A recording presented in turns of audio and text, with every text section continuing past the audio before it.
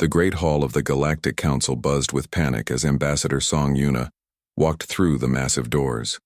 The chamber stretched for kilometers in every direction, filled with representatives from 47 different alien worlds. Crystal, beings that looked like living diamonds, sat next to floating energy clouds that spoke through light patterns. Giant insect creatures clicked their mandibles nervously while towering plant-like aliens swayed their branch arms in distress.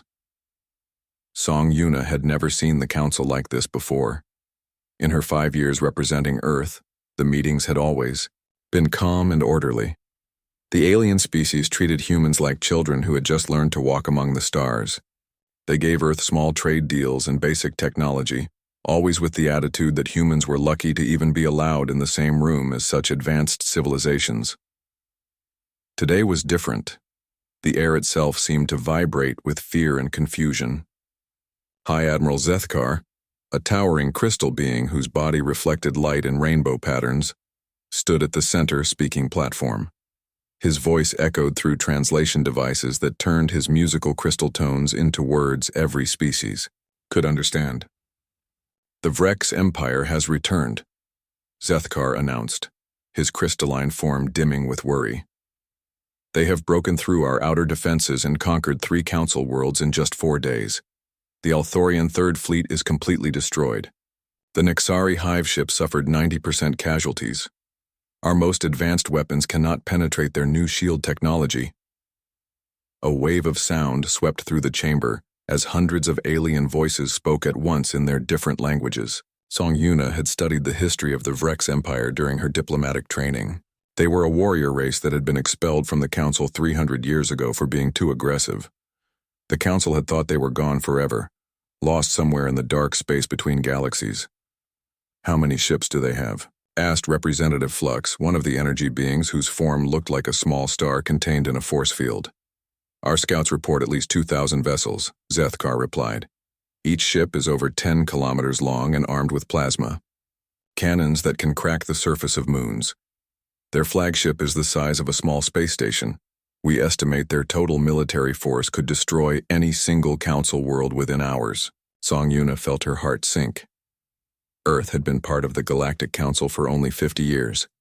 Their entire space fleet consisted of maybe 30 ships, and the largest one was barely 300 meters long. If these advanced alien civilizations, with their incredible technology, could not stand against the Vrex, what hope did humanity have?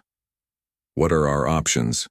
asked Chancellor Threx of the Nexari, whose insect-like head turned to survey the chamber with compound eyes.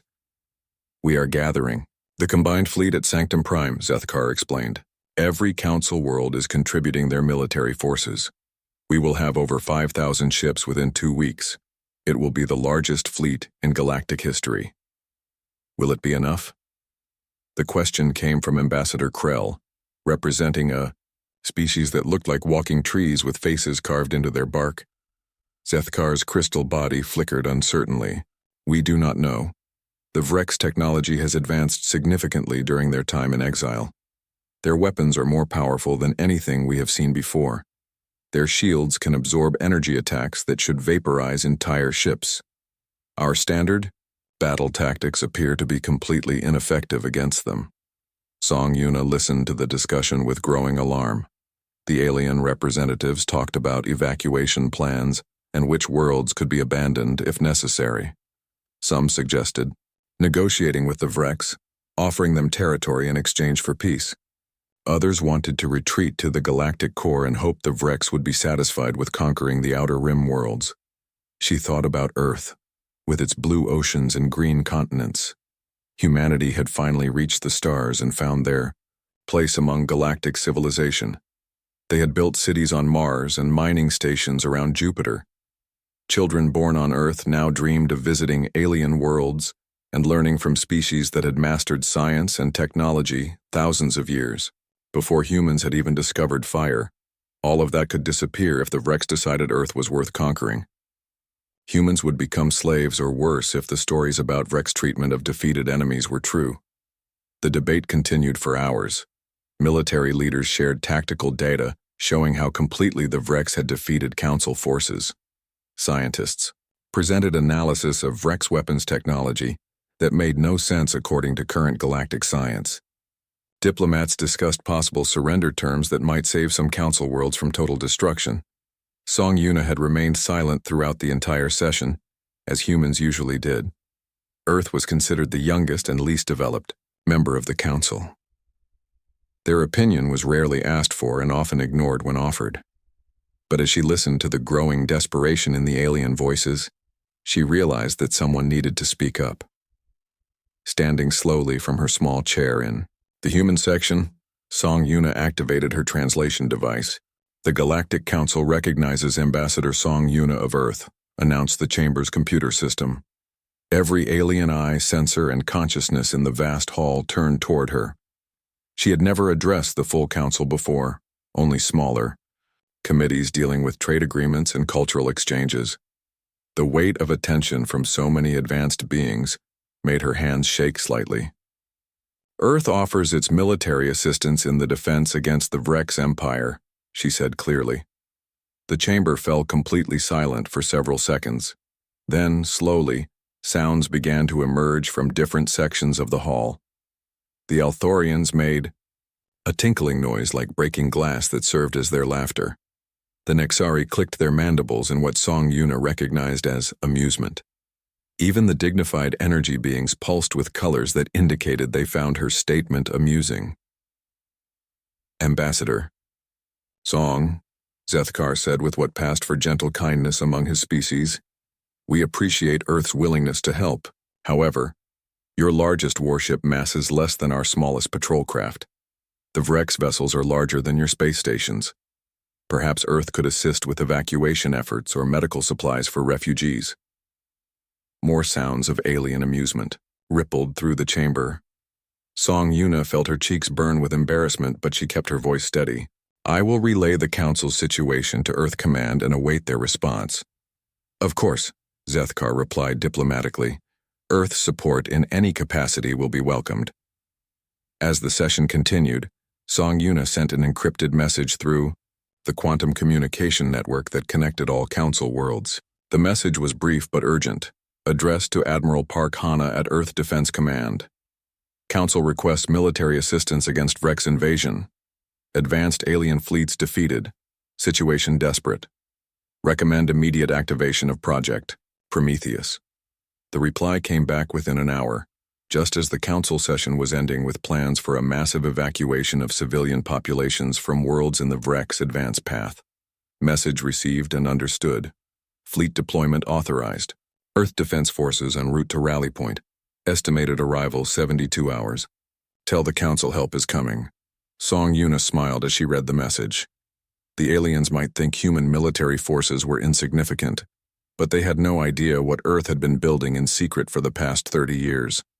Project Prometheus had taken the best of alien technology shared through council membership and combined it with something the galaxy had not seen for 3,000 years, a species that still remembered how to fight wars.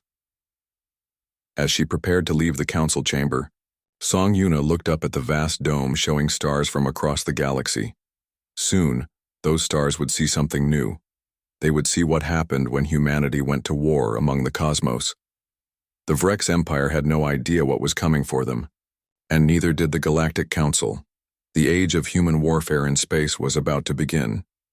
Captain Lee Jun stood on the bridge of the EDS Indomitable and watched the stars shift from points of light to streaking lines as his ship entered hyperspace. Around him, 200 human vessels formed the largest war fleet Earth had ever assembled. Each ship had been built in the hidden shipyards beyond Pluto, where humanity had spent 3 decades preparing for a war they hoped would never come. The bridge crew moved with quiet efficiency around their stations. Unlike the massive alien vessels with their crews of thousands, human ships were designed for small teams of highly trained specialists. Lee Jun's ship carried only 200 crew members, but each person could perform multiple roles and adapt to changing situations instantly. "Admiral Park Hana on secure channel," announced Communications Officer Kim Tae, a young woman whose fingers danced across holographic controls that combined human computer design with alien quantum processors. The main screen flickered and showed Admiral Park Hana in the command center of Luna Base. Behind her, Massive displays showed the positions of every human ship in the fleet as they traveled through hyperspace toward the war zone. "Captain Lee," Admiral Park said, her voice calm despite the magnitude of their mission. "Status report. All vessels, operational and holding formation," Lee replied. "We will reach the Kepler 442 system in 18 hours. Engineering teams report all weapon systems are functioning within normal parameters." "Good.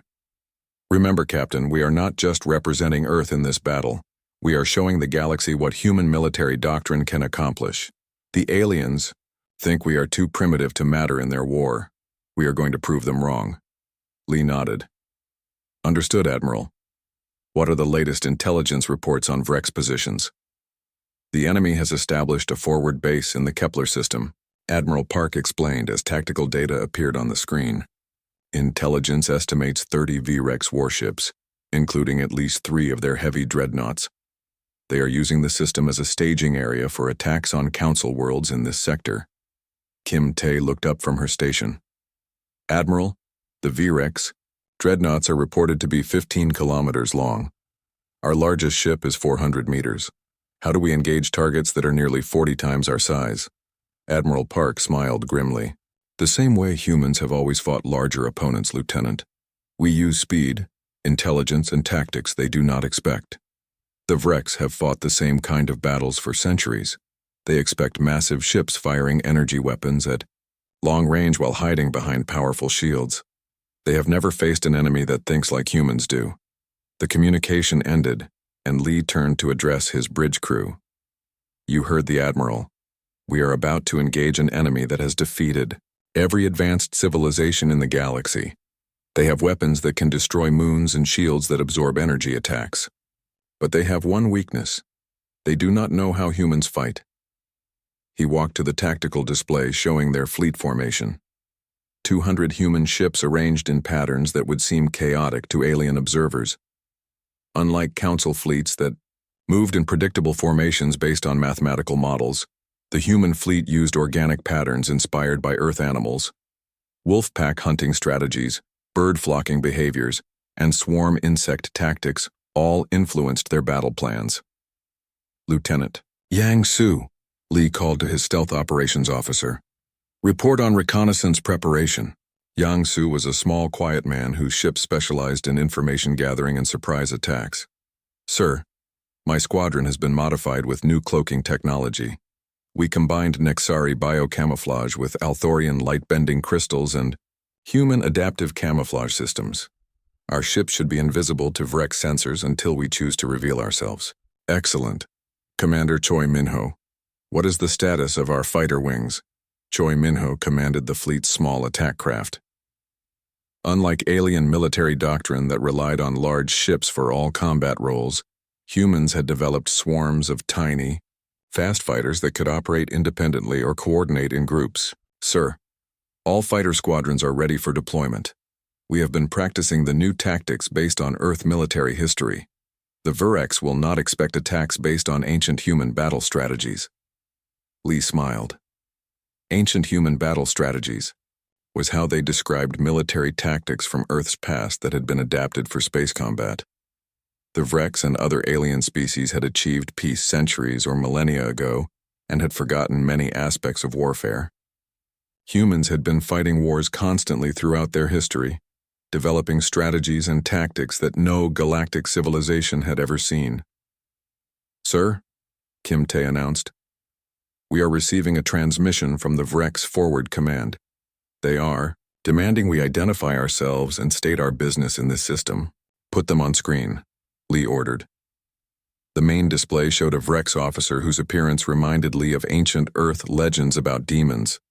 The alien had red skin, multiple arms, and eyes that glowed with internal fire. When it spoke, its voice was deep and threatening. "Unknown vessels, you are entering Vrex territory. Identify yourselves immediately or be destroyed." Lee stepped forward. "This is Captain Lee Jun of the Earth Defense Forces. We are here to remove your ships from Council space." The Vrex officer made a sound that might have been laughter. "Earth? We have no record of this species. Your ships are tiny insects compared to our battle fleet. Withdraw immediately." or we will demonstrate why the Galactic Council fears the Vrex Empire. We decline your offer, Lee replied calmly. Prepare to be engaged. The transmission ended, and alarms began sounding throughout the ship. Lee returned to his command chair as his crew prepared for humanity's first major space battle against an alien enemy. All ships, this is Captain Lee, he announced over the fleet communication system. Execute Plan Delta. Remember your training and trust your instincts. We are going to show the galaxy what human warfare looks like. The human fleet dropped out of hyperspace at the edge of the Kepler 442 system. Immediately, their sensors detected the massive Vrex ships positioned around the system's gas giant. The enemy vessels were enormous, bristling with weapons and protected by energy shields that shimmered like soap bubbles around their hulls. Vrex ships are moving to intercept, reported Kim Tae. They are forming a standard battle line formation. Perfect, Lee said. They are doing exactly what we expected. Yang Su, deploy your stealth ships. Choi Minho, launch all fighters.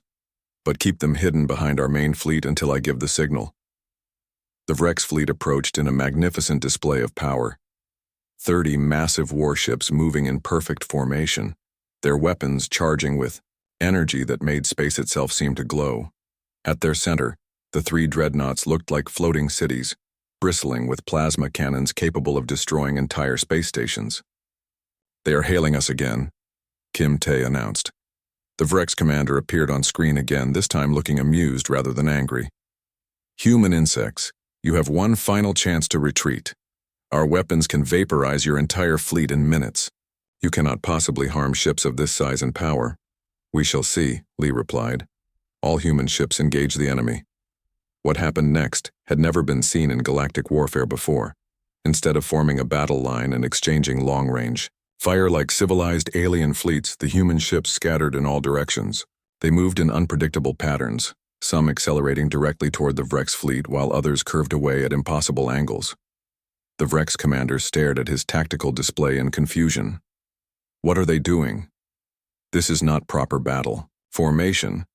They are acting like wild animals.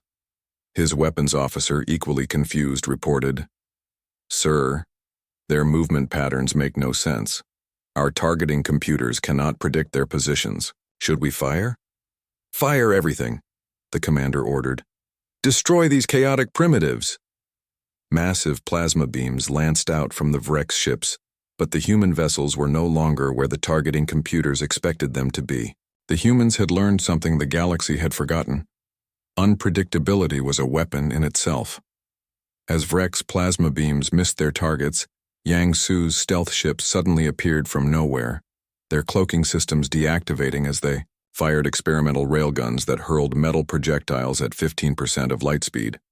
The kinetic weapons punched through Vrex shields like they were paper, striking hull armor with devastating impact. Impossible, the Vrex commander shouted as his ships began taking damage. No weapons can penetrate our shields, but the humans had studied alien technology for 30 years and had discovered something the aliens themselves had forgotten. Sometimes the simplest weapons were the most effective. While energy shields could absorb plasma and laser attacks, they were not designed to stop solid matter moving at relativistic speeds. The battle was just beginning, and already the galaxy was about to learn a lesson it would never forget. Lieutenant Kang Su pulled his fighter into a sharp turn that would have killed any alien pilot, feeling the G-forces press against his body despite the inertial dampeners. Around him, the space battle raged with an intensity that no galactic civilization had witnessed for 3,000 years. Vrex plasma beams cut through the darkness while human ships danced between them like deadly moths around flames of destruction.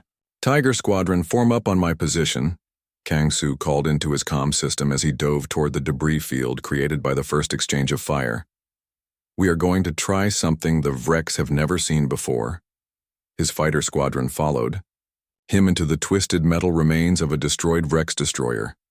The ship had been over 2 kilometers long when intact, but Yang Su's railgun attack had torn it apart like tissue paper. Now the wreckage drifted in space, creating a maze of metal corridors and chambers that still held atmosphere in some sections. What are we doing here? Asked pilot Bayrina, her fighter staying close to Kang Su's as they navigated through the floating debris. Something impossible, Kang Su replied with a grin that his squadron mates could hear in his voice. We are going to hide inside their own destroyed ship and attack from within the wreckage field. Captain Moonji was having similar thoughts aboard the assault transport ship Hammer. Unlike the massive alien troop carriers that approached battles like floating fortresses, human assault ships were built for speed and stealth. Moonji commanded a crew of 200 Marines, trained for a type of warfare that the galaxy had not seen since the primitive era: boarding actions. Target the damaged Vrex cruiser at coordinate 77 Alpha. Moonji ordered her pilot. Take us in fast and low through the plasma fire zone. Sir, that ship is still operational, protested her navigation officer.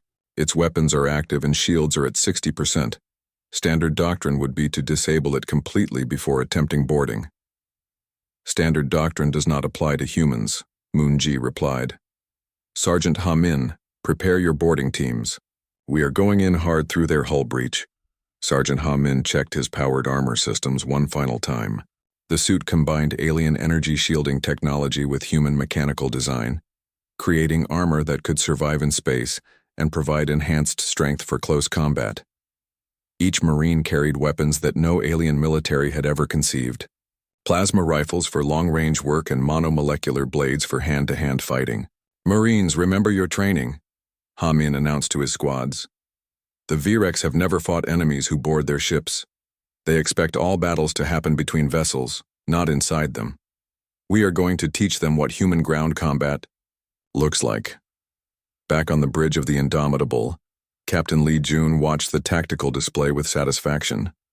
The human fleet had lost 12 ships in the initial engagement, but they had destroyed 8 Vrex vessels and damaged many more. More importantly, they had shattered the enemy's confidence in their own superiority.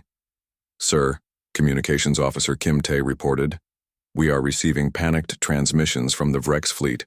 Their commander is calling for reinforcements and reporting that human weapons are somehow bypassing their shield technology. What they do not understand, Lee said to his bridge crew, is that we are not using advanced technology to defeat them. We are using old technology in new ways.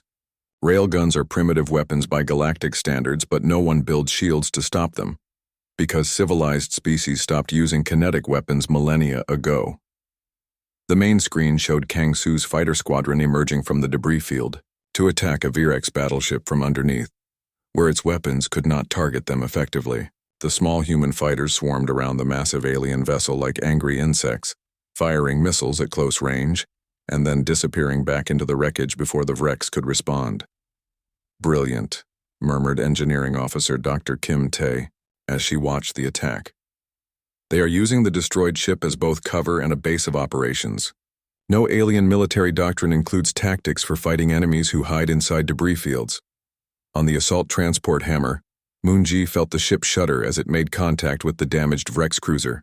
The human vessel had approached through the blind spot created by the enemy's own hull breach, using the Vrex ship's own destroyed sections to avoid detection. Contact. Boarding tubes extended and sealed, reported the pilot. Hull breach is wide enough for 3 assault teams. Go. Go, go! Ha-Min shouted as the airlock opened and his Marines charged into the Vrex ship. The interior of the alien vessel was unlike anything from Earth. Corridors stretched in directions that defied human understanding of geometry, and the walls seemed to pulse with organic life. Emergency lights cast everything in a red glow that made the Marines' thermal vision nearly useless. First squad, secure the corridor junction ahead, Ha-Min ordered. Second squad, find their power systems. Third squad, locate their bridge or command center. The Marines moved through the ship with practiced efficiency. Unlike alien boarding parties that would have used advanced sensors and careful planning, the humans adapted to their environment instantly. When they encountered Vrex crew members, the aliens were completely unprepared for close-quarters combat. The Vrex were skilled with energy weapons and ship-to-ship tactics, but they had not engaged in hand-to-hand fighting for centuries. Ha-Min's Marines overwhelmed them with coordinated team tactics and superior armor. Within 30 minutes, they had captured the ship's main engineering section.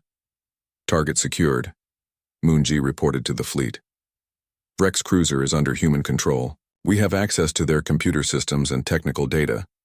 Meanwhile, Kang Su had discovered another weakness in Vrek's military thinking. As his fighters continued their hit-and-run attacks from within the debris field, the enemy ships began firing their plasma cannons at the wreckage, trying to destroy the cover the humans were using. "They are shooting at their own destroyed ships," Kang Su reported with amazement. "They would rather eliminate our hiding places than risk taking more damage from surprise attacks." This revealed something crucial about alien military psychology. They prioritized following doctrine over adapting to new situations. The Vreks would rather destroy useful materials than allow an enemy to use them creatively. Dr. Shin Nari, monitoring the battle from her research station aboard the Indomitable, made note of this behavior pattern. As Earth's leading expert on xenobiology and alien psychology, she had been studying Vrek's tactical responses throughout the engagement. "Captain Lee," she reported, "I believe I understand why our unconventional tactics are so effective. The Vrek's military operates on mathematical models and predetermined responses. When we do something outside their programmed expectations, their command structure cannot adapt quickly enough to counter it." "Explain," Lee requested. "Their entire civilization has relied on advanced artificial intelligence to handle combat. Calculations for thousands of years," Dr. Shin continued. "They have forgotten how to think creatively in battle. When we use tactics that their computers cannot predict or categorize, they become confused and make errors." This analysis proved accurate as the battle continued. Vrek ships began firing at each other when human fighters used one alien vessel as cover, while attacking another. Their rigid formation broke apart, as individual captains made contradictory decisions without central coordination. Commander Choi Minho seized the opportunity to launch the next phase of human tactical doctrine. "All fighter squadrons, execute Plan Gamma. Use their confusion against them." Human fighters emerged from every hiding place simultaneously, attacking the scattered Vrek ships from multiple directions. But instead of trying to destroy the massive alien vessels directly, they targeted specific systems: sensor arrays, communication equipment, and maneuvering thrusters. Within an hour, half the Vrek's fleet was operating blind and unable to coordinate their actions. The massive ships drifted helplessly while human vessels swarmed around them like predators taking down wounded prey. "This is impossible," the Vrek's commander transmitted on an open channel, his voice filled with disbelief. "You are primitives. Your ships are toys compared to our battle fleet. How are you defeating us?" Captain Lee opened a channel to respond. "You are fighting the way you always have, with massive ships and overwhelming firepower. We are fighting the way humans have always fought, with intelligence, adaptation, and the willingness to do whatever it takes to win." The Vrek's fleet began to retreat, but the humans were not finished with them yet. As the alien ships attempted to regroup and withdraw from the system, they discovered that human warfare included one more element they had never encountered: pursuit tactics designed to prevent enemy escape. The battle was far from over, and the galaxy was about to learn that humans did not just fight differently than other species. They fought to win completely and decisively, leaving no room for their enemies to recover and attack again.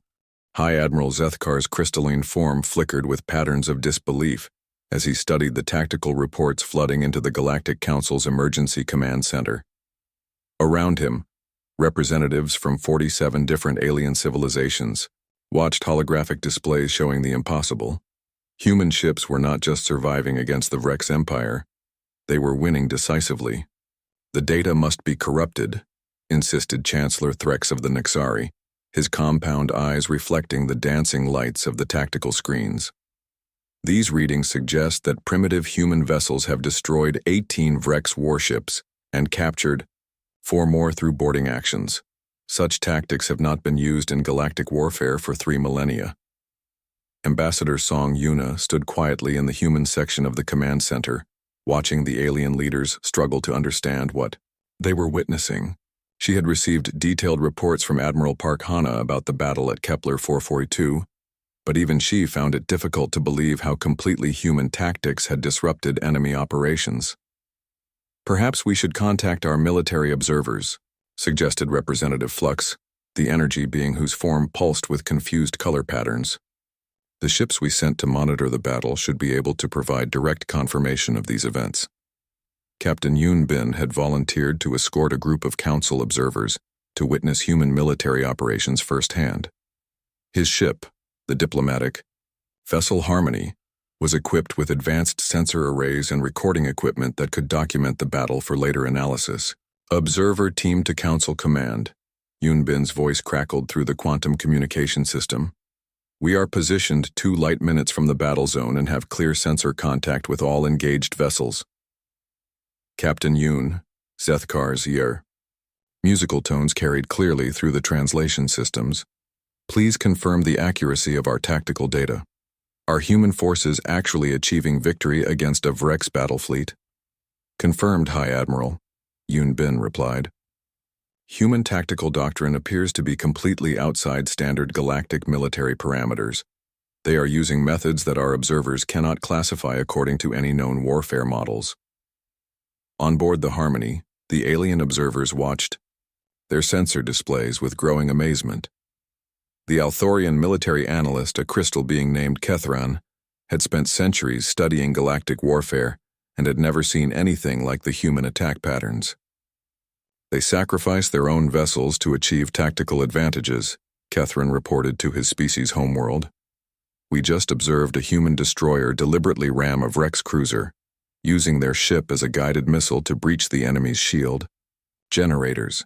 The crew evacuated in escape pods seconds before impact, and the explosion disabled the Vrex vessel's entire defensive system. Major Lim Ara, aboard the human command ship Indomitable, coordinated this type of innovative tactical thinking from her intelligence operations center.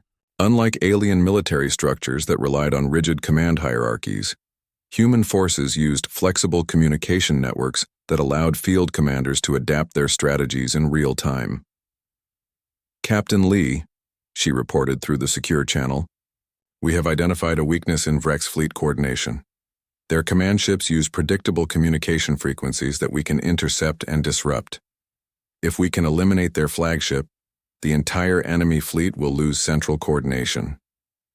Understood, Major, Lee replied from the bridge.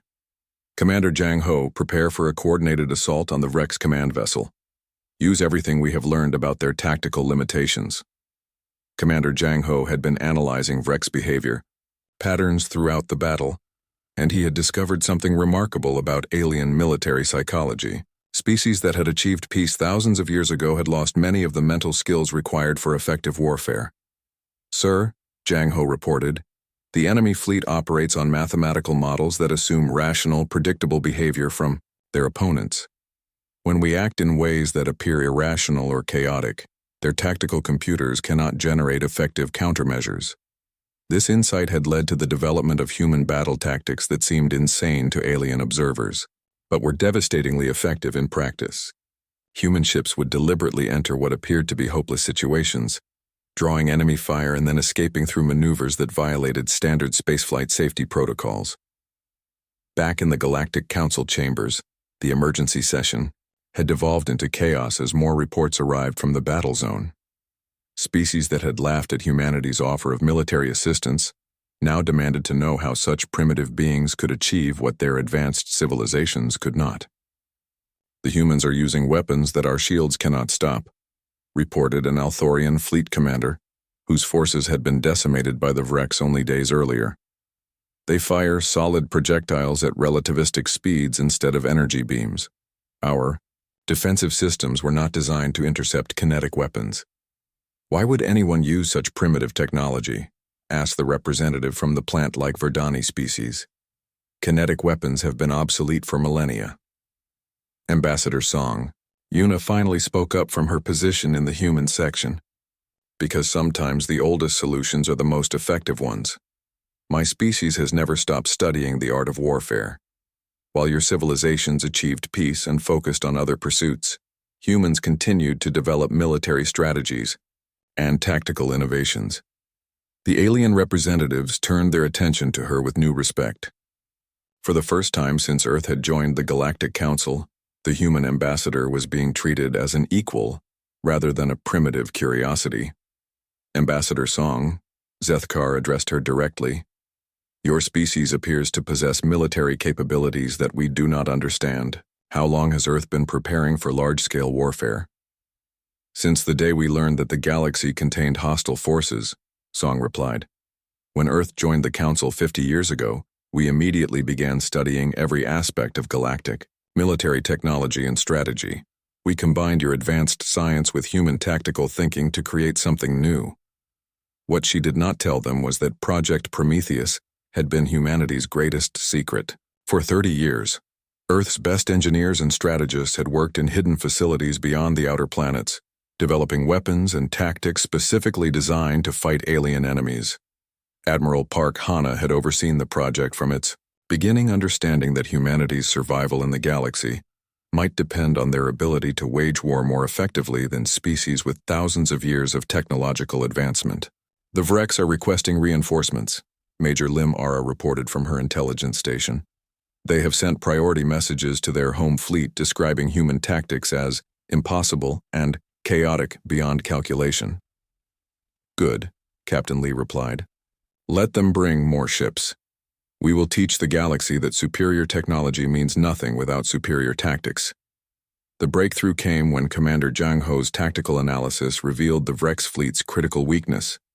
Their massive ships required constant coordination from their command vessel to maintain formation and targeting solutions. By disrupting their communication network, human forces could turn the enemy's size advantage into a liability. All ships execute Operation Whirlwind, Lee ordered. Hit them fast, hit them hard, and do not give them time to adapt. The human fleet attacked the Vrex command ship from 6 different directions simultaneously, using every trick they had developed during the battle. Stealth ships appeared from within debris fields, fighters swarmed through gaps in the enemy formation, and boarding parties assaulted damaged vessels to capture their technology. Within 2 hours, the Vrex flagship was crippled and its crew had abandoned ship. The remaining enemy vessels, suddenly unable to coordinate their actions, began making tactical errors that human forces exploited ruthlessly. The Vrex fleet is withdrawing, reported Communications Officer Kim Tae. They are broadcasting surrender requests and asking for terms. Captain Lee looked around his bridge at the crew members who had just fought humanity's first major space battle. They had proven that human military doctrine could defeat enemies with superior technology and greater numbers. Open a channel to the fleeing Vrex ships, he ordered. I want them to carry a message back to their empire. The main screen showed the damaged Vrex command ship limping away from the battle zone with the remnants of what had once been a mighty fleet. Lee spoke clearly into the communication system, knowing that his words would be recorded and transmitted across the galaxy. This is Captain Lee Jun of the Earth Defense Forces. Tell your empire that humanity is now part of this war, and we fight to win. Any Vrex forces that attack Council worlds will face the full power of human military doctrine. We do not seek conquest, but we will defend our allies with everything we have. The message ended, and Lee turned to face his crew. Send word to Admiral Park and the Galactic Council. The Kepler system is secure, and Earth's military forces are ready for the next phase of operations. As news of the human victory spread across the galaxy, species that had ruled space for millennia began to realize that the balance of power was shifting.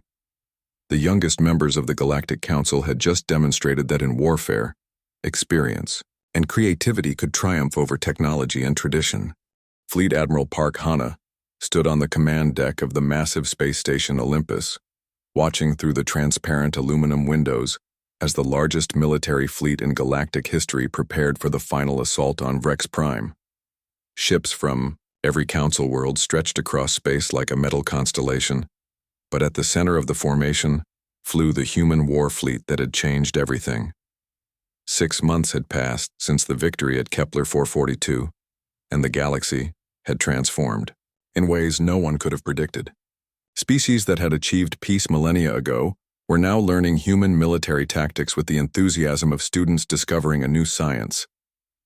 The crystalline Althorians had redesigned their massive battle cruisers to use human rapid deployment strategies. The insect-like Nixari had integrated human boarding tactics with their swarm ship capabilities. Even the energy beings called luminals had learned to coordinate their reconnaissance abilities with human stealth operations. Admiral, Captain Lee Jun reported from the bridge of the Indomitable, All fleet elements are in position and ready for the final assault. The Vrek's home system defenses are formidable, but our combined forces have advantages they cannot counter. Parkana smiled as she reviewed the tactical displays. What she saw would have been impossible a year ago. Alien species working together using human military doctrine to coordinate the most complex space battle ever attempted. The Council had not just accepted human assistance, they had embraced human warfare as the key to their survival. "Captain Lee," she replied, "you have overall tactical command of the assault. Show the galaxy what happens when human strategic thinking leads a galactic alliance." On the planet's surface far below, President Ro Sung stood in the council chambers. On Earth, addressing representatives from 47 alien civilizations who had traveled to humanity's homeworld to witness the final battle. The irony was not lost on anyone present. The species that had once been dismissed as primitive newcomers was now hosting the most important military conference in galactic history. "Today we finish what the Vrek's empire started," President Ro announced to the assembled delegates. "But we do not fight for conquest or revenge. We fight to prove that civilized species can defend themselves against those who would destroy peace through violence." Ambassador Song Yuna watched the alien representatives with satisfaction. The same beings who had laughed at humanity's offer of military assistance now hung on every word spoken by Earth's leadership. The Vrek's invasion had taught the galaxy a crucial lesson. Peace was not the absence of conflict, but the ability to fight effectively when conflict became unavoidable. In Chuasund, in the space above Vrek's prime, the enemy had assembled their most powerful defensive fleet. Over 3,000 Virex warships protected their homeworld, including massive orbital fortresses that had never been defeated in 5 centuries of warfare. The planet itself was surrounded by energy shields and automated weapon platforms that could destroy entire fleets. "This is Grimlock the Destroyer," came the transmission from the Vrek's flagship, a vessel the size of a small moon bristling with weapons. "You face the full might of the Vrek's empire. Withdraw now and your species will be allowed to exist as our servants. Continue this foolish assault, and we will exterminate every world that has opposed us." Captain Lee opened a communication channel that would be broadcast across the galaxy. "This is Fleet Admiral Lee Jun of the Galactic Alliance Forces. We do not withdraw from bullies, and we do not negotiate with tyrants. Prepare to learn what happens when the galaxy unites under human military leadership." The battle began with a demonstration of how completely human tactics had revolutionized galactic warfare. Instead of the traditional approach of massive ships exchanging fire at long range, the Alliance fleet scattered into hundreds of smaller formations that attacked from every possible direction simultaneously. General Nam Wu's ground-based orbital strike platforms transported on Althorian crystal ships provided covering fire for the advance. The energy-based luminals coordinated reconnaissance information with human tactical computers, creating a real-time picture of enemy positions that no Vrek's commander could match. Captain Yang Su had spent months training alien stealth specialists in human infiltration techniques. Now Nexari swarm ships appeared from nowhere using Althorian cloaking technology, guided by human tactical planning. The combination was devastating. Alien advanced technology directed by human creativity and adaptability. "Impossible," Grimlock broadcast as his outer defensive ring began to collapse. "No fleet can coordinate this many independent actions simultaneously. Your command structure should be too complex to function." "That is your first mistake," Lee replied over the communication system. "You assume we need rigid command structure to achieve coordination. Human military doctrine is based on independent thinking and adaptive response. Every ship captain in this fleet can make tactical decisions without waiting for orders from above." This was the fundamental difference between human and alien military thinking. Species that had achieved peace through order and hierarchy could not understand warfare based on controlled chaos and individual initiative. The Vrek's had built their entire military around predictable responses and mathematical models, but humans thrived on unpredictability and creative problem-solving. Commander Choi Minho led the fighter assault that broke through the Vrek's orbital defenses. His squadrons used tactics borrowed from ancient Earth air battles. diving through enemy formations and using hit-and-run attacks that left the massive wreck ships unable to target them effectively. The enemy fighters are moving in patterns our computers cannot track, reported a Vrex tactical officer. They appear to be flying random courses, but their attacks are precisely coordinated. Our defensive systems cannot predict their next moves, because they are not following standard attack patterns, Grimlock realized with growing horror. They are improvising their tactics as they fight. How do we counter an enemy that changes strategy continuously? The answer was that they could not. The Vrex Empire had dominated the galaxy through superior technology and overwhelming force, but they had forgotten the most important aspect of warfare: the ability to think creatively under pressure. Captain Moonji's boarding specialists had taught alien marines how to capture enemy vessels through direct assault. Now Althorian crystal warriors fought alongside human marines in the corridors of Vrex ships, using combined tactics that no enemy could prepare for. Sergeant Ha Min found himself fighting side by side with a Nexari warrior whose insect-like form was perfectly suited for close-quarters combat. "Cover the left corridor," he called to his alien partner. "These Vrex have never faced enemies who board their ships. They do not know how to fight us in confined spaces." The breakthrough came when Dr. Shin Nari's analysis of Vrex psychology revealed their final weakness. "Admiral Lee," she reported from her research station, "the enemy command structure is breaking down. Their rigid hierarchy cannot adapt when multiple ships are captured or destroyed simultaneously. If we eliminate their command vessels, the entire defense fleet will lose coordination. All ships, focus fire on Vrex command and control vessels," Lee ordered. "Use every tactic we have developed. Show them what human warfare can accomplish when supported by galactic technology." The final assault was a masterpiece of combined arms tactics that no single species could have achieved. Human strategic thinking coordinated Althorian defensive technology, Nexari swarm tactics, and luminal reconnaissance abilities into a unified force that overwhelmed the Vrex defenses completely.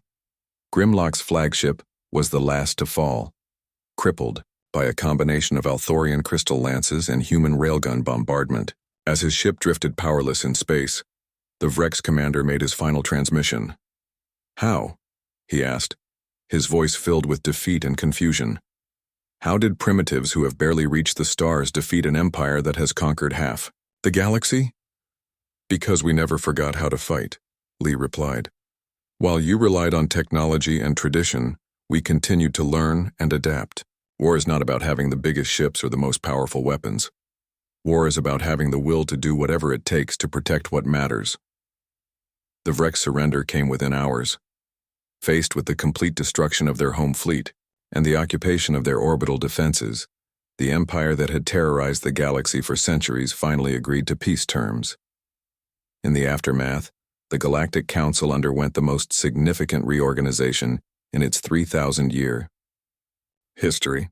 Humanity was granted permanent seats on the high command and military advisory positions with every member species. The Terra Military Academy was established to train alien officers in human tactical doctrine, ensuring that the galaxy would never again be defenseless against aggressive empires. President Roseyoung's final address to the Council became the foundation for a new galactic constitution. "Peace is not achieved through weakness, or the hope that others will remain peaceful. Peace is achieved through strength, preparation, and the willingness to fight for what we believe in. Today we have proven that when civilized species unite under effective military leadership, no force in the galaxy can stand against us."